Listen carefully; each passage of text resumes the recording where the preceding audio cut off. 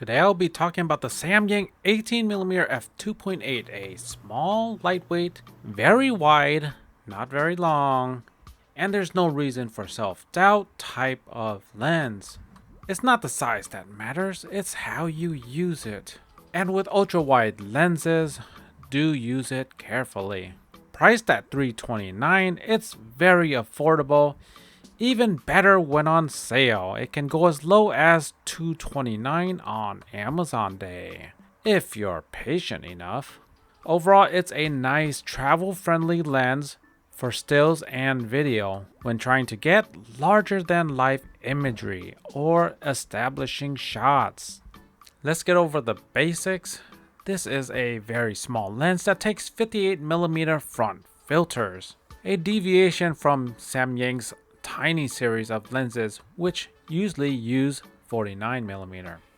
The lens is medium sized, a little bit larger than the compact G, and about the size of the 45mm f1.8. Another reference lens would be the Sony 28mm f2. The minimum focus distance is 9.84 inch or 25 centimeters. The lens has 7 aperture blades for 14-point sun stars. The build is part plastic and part steel, and the lens weighs in at 145 grams. Among the Samyang lenses, this puts it right in the middle. Compared to the Sony lenses, it's built like an entry-level lens. There is no weather sealing or protective gasket. Overall, it's a no-frills design, complete with hood that's a bit on the flimsy side. Once you screw it on, it stays on, like a needy ex-girlfriend. Next up is the focus breathing. As you can see, it breathes quite a bit. Do you know of any ultra-wide primes that have little to no breathing? Let me know in the comments. Onwards to the field of view. 18mm is legit ultra-wide. You can definitely use it to draw in the foreground. Alright, up next is the sharpness, but right before we go through it, let's take a look at vignetting. As you can see, there is quite a bit of darkened corners here. This is at f2.8. It improves a lot going down to f4. It improves by f5.6. Now let's take a look at sharpness. We've got 100% sharpness. The center is decent, it's okay. You can see the trees here are not pin sharp. However, stop down to f4, it gets much better. 5.6, probably the max. And f8, moving on. Okay, here we are at mid frame. f2.8, it's getting a little bit more soft here. f4 sharpens up. f5.6, it's a little bit better. The lines, you can see the electrical lines here. 8. All right, this time we are looking at the edge sharpness. It falls off quite a bit.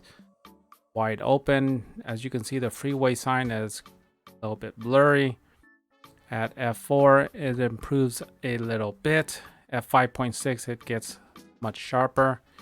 And f8, it does seem to get even better. And finally, the far corners. It is a little bit soft at f2.8. f4 improves a lot. f5.6 much better. All the way to f8 it improves even a little bit more. So if you're into serious landscape photography, I would look at f8 for overall sharpness. This lens does not get pin sharp. However, I think it's very usable. Let's go over the bokeh. It's smooth when the subject is up close, and the quality is not the greatest due to the outlining of spectacular highlights. Due to the low blurring abilities, this is not very noticeable. Moving on to autofocus. I'm going to go against popular opinion, and I will say that autofocus is mostly good. However, it can struggle with low light and low contrast. The lens is highly dependent on camera body. For instance, on my A7 Mark III, the lens definitely struggles when shooting log video. This is regardless of light levels. I wish it was an isolated incident. However, this is my third 18mm lens by Samyang. For what it's worth, the Samyang 24mm f2.8 behaves the same way. However, the faster 1.8 lenses behave very well. In general, I do not see this as a very big problem because I'm not a vlogger and use the lens for dramatic landscapes or establishing shots. On the A7S Mark III, the lens autofocus works very well in any scenario. If you're doing a lot of low light work and logged video on an A7 Mark III using S-Log, then you'll need to be aware of the shortcoming. Another thing is that this lens uses focus by wire and the response is non-linear. Moving on to flare control. For the most part, it's decent. Beware of overhead lighting. Use a hood when possible. Wide open, flare is well controlled. Stop down, there's a bit more flare and ghosting. Let's take a look at Loca and CA. This is wide open. There's not much CA going on. There is a tiny bit of Loca, as you can see the greens right here.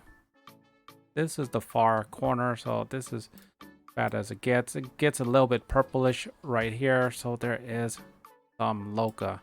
A look at CA. It's very minor, but it is here. This is the worst case scenario. I was too close. This is 100% right here. You can see a little bit of the purpling.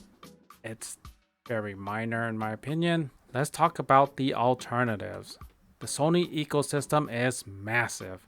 And when looking at this lens, you should also consider the Batis 18mm f2.8, Loxia 21mm f2.8, Sony 20mm f1.8, Tamron 20mm f2.8, Tokina 20mm f2, Voigtlander 21mm f3.5.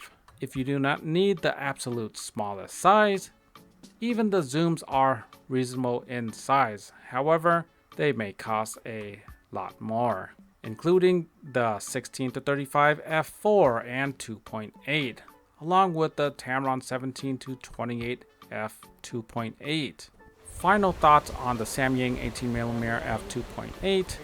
To sum it up, this lens is a nice budget ultra-wide prime that offers a reasonably wide aperture and sharp optics.